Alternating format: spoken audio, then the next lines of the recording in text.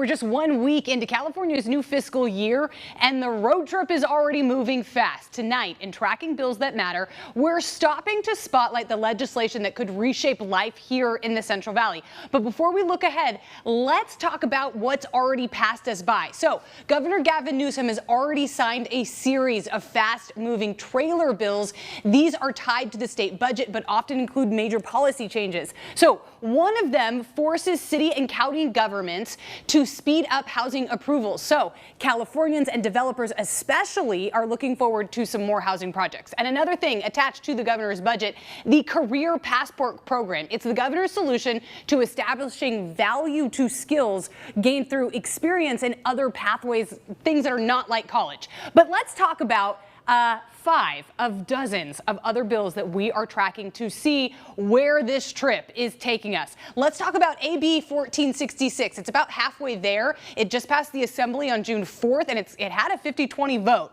This bill would alter the groundwater rights adjudication process. That's when courts settle disagreements about groundwater pumping rights. So supporters believe that this bill will protect small farms. Opponents believe it will actually make it harder to object to local agency decisions. So this one seems to be speeding along. Let's look at SB 89. It's made it a quarter of the way to the governor's desk, but before it did that, the author of the bill actually canceled the April 2nd committee hearing meeting. This bill would have banned the sale of herbicides like Roundup without a license, but it's now stalled. It's not that it's dead.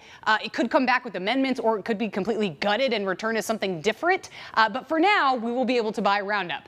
Let's look at AB 84. It's about halfway there. It's now in the Senate Education Committee. This bill would drastically impact charter schools, particularly non-classroom based institutions, places like Sierra Charter or California Virtual Academy.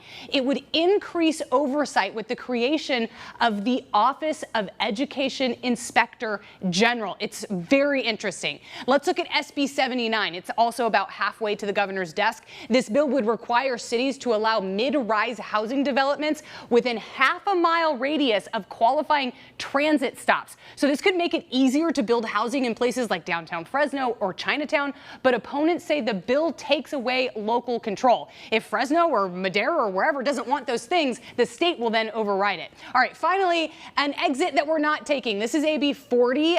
It's been ordered inactive. It doesn't mean that it's dead yet, but the bill would have expanded the definition of emergency services and care to include reproductive health services like abortion by broadening this definition.